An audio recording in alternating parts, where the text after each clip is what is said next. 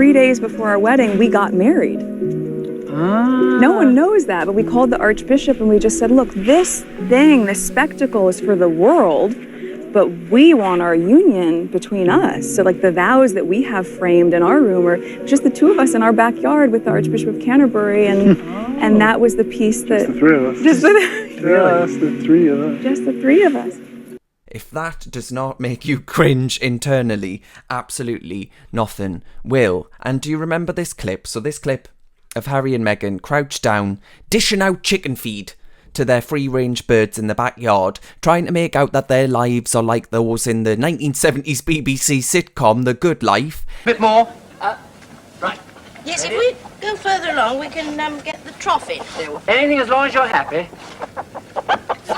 Dishing out the dirt as they do so on the working royals that they've ditched back in rainy old Blighty.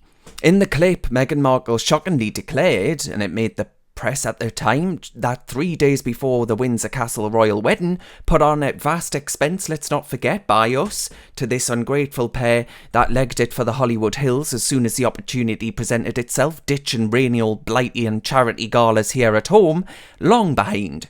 And once they'd amassed their sort of collective fame, they've now secured their fortunes. Well, 3 days before their ceremony, Markle did allege that they were married in secret. And the Archbishop of Canterbury, folks, Justin Welby, has told the Italian press that this simply isn't the case, and that were it to be, he'd have committed a, and I quote here, serious criminal offence, had he signed a wedding certificate knowing it was false, and many have pointed out that weddings require 2 witnesses. They said it was just the 3 of them, you know, even Prince Harry there singing away, just the 3 of us. Harry, pack it in, you cringeworthy sod. Ceremonies require a licensed venue as well, so you couldn't just do it in their backyard. I'm assuming it's not been signed off by the Church of England, and you simply cannot be married twice. That would have all, in a nutshell, been illegal. So it really does pose a simple but quite telling question, I think. If this claim, this really important claim that I seem to recall she made at the start of their 2-hour-long marathon interview, if this claim can be readily dismissed as a lie, that could well have caused a significant amount of trouble for the Archbishop, the most senior figure, apart from Her Majesty the Queen, in the Church of England.